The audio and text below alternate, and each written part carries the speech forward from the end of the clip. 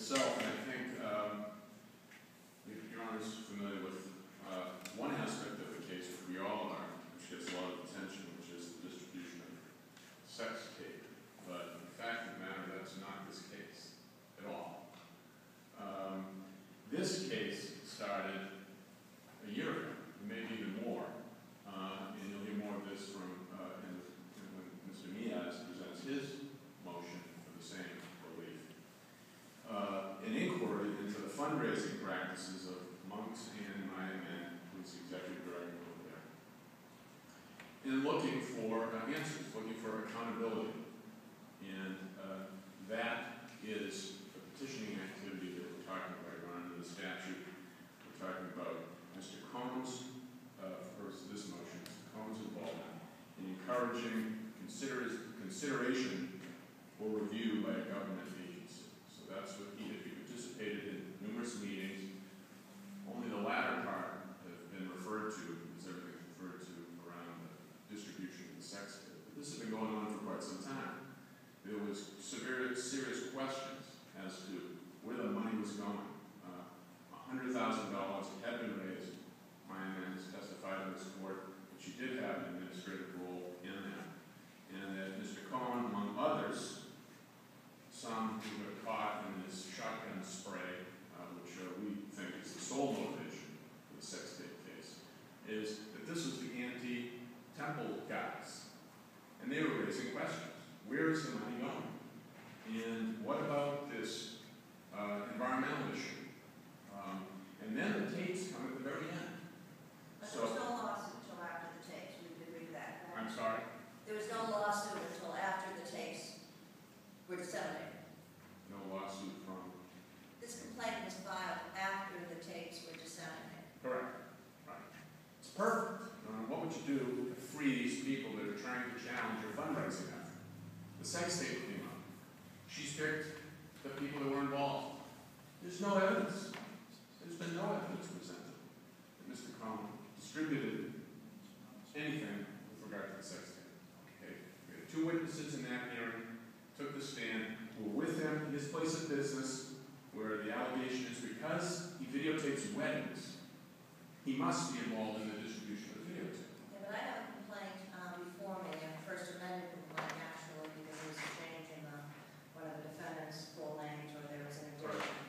And there are allegations in the complaint itself, which I believe there was a subsequent document filed in regard to the complaint, though that it wasn't a verified complaint in the strictest sense, that do refer in paragraphs 26 and 36 to allegations against your client in regard to the tape. So how that factually turns out to be at the end of the day, I don't know. I think there isn't any factual allegation in that complaint. He has a business, he's participated in meetings. So it is the sole purpose. It's the sole motivation behind this, is to push off these people, silence them so they do not inquire about where is the $100,000. So it was apparently distributed. We've heard evidence on YouTube, and people received it at their door. Okay, so that's just coincidentally, this is distribution of this tape. None of it is linked to my client. But why not bring him in? Because he is opposing, he's asking an awful lot of questions, and he is attending meetings and telling people in the community that they should consider maybe going to the Attorney General's office, maybe having a Public Charities Division look into this temple, maybe file a lawsuit, maybe call the district attorney. It could be fraud, it could be criminal conduct. He's doing that, and they have been doing that for some period of time. That's the only reason you would bring Mr. Cohn into this lawsuit. Now, if they go out and find the people who actually distributed it, that's a different story. They may not be people that participated and organized people and tried to raise awareness and public participation. It probably is the case. They've got the wrong people in the sex tape case, but that's why we're here with this motion. They have just sprayed out the people that happen to be the people that have raised the awareness. That is your position. And that is making really a decision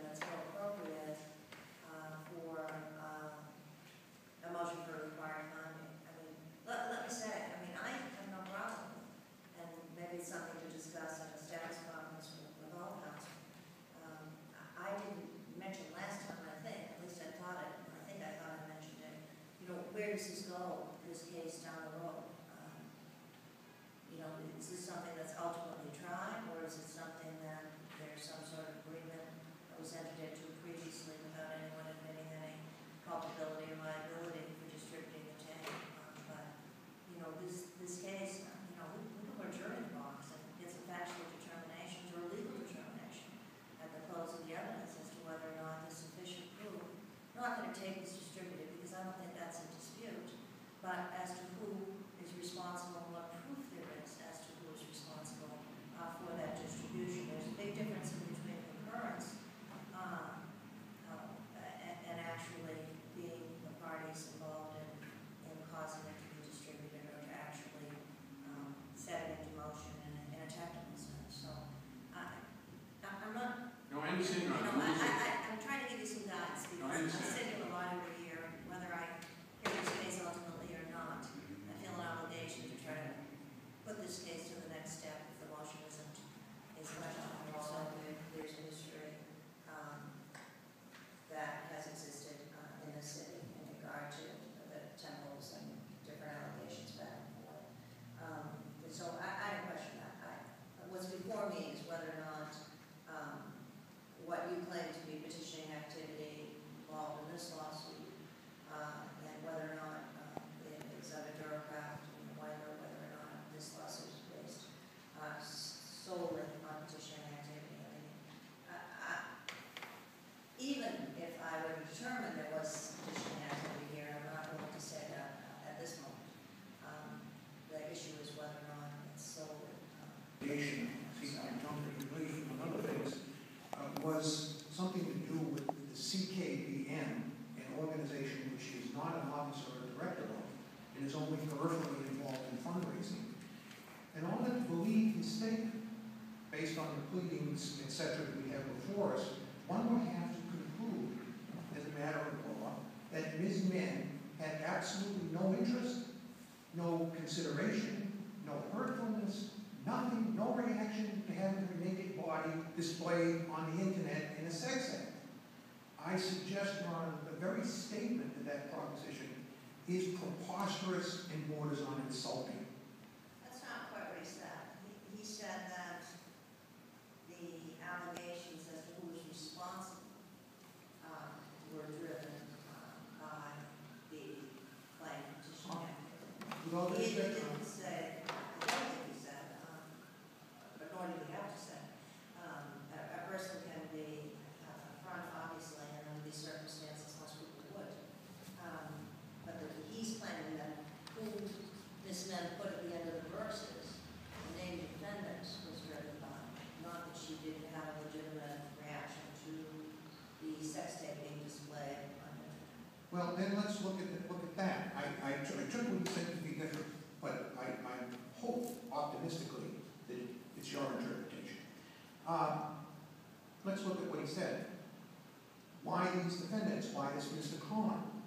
Let's look at Mr. Kahn's affidavit that he submits to support what my brother argued to the court. My brother argued to the court that Mr. Kahn was urging congregants of the church to petition the Attorney General. No, he wasn't.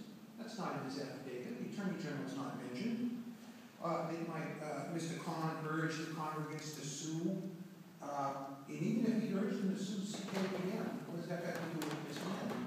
That's not in his affidavit either. The only thing the gentleman says in his affidavit, Your Honor, is that he spoke to some unidentified persons. And first he says, he's not a member of the CKBM. So I don't know how he would know who is if he isn't. He spoke to some unidentified persons. He doesn't put a name down. And said, I think you have the right to ask for an accounting. So what?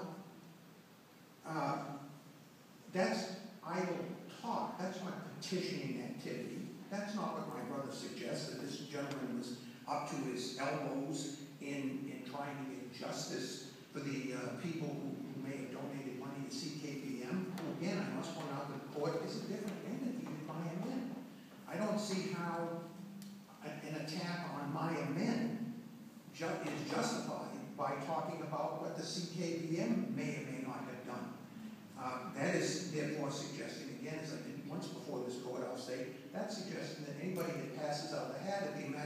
Intercession Church this weekend is assisting the church in raising money, and if one congregant thinks that something is being skimmed off the top, that person now is defenseless against some tape going on the internet of them singing naked in the shower, simply because the person doing it was protesting that the church was not accounting for its money properly.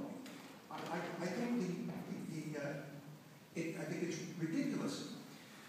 But you don't need to have my opinion on it. There is fortunately a case, I think, which helps us clarify this. It's a 2010 case out of the Massachusetts Court of Appeals. It's not referenced in my brief, but I'll bring it to the court's attention. Bryce Estates versus Alan Smith. Now, in that case, we have the classic situation, the really classic situation, what Andy Slack was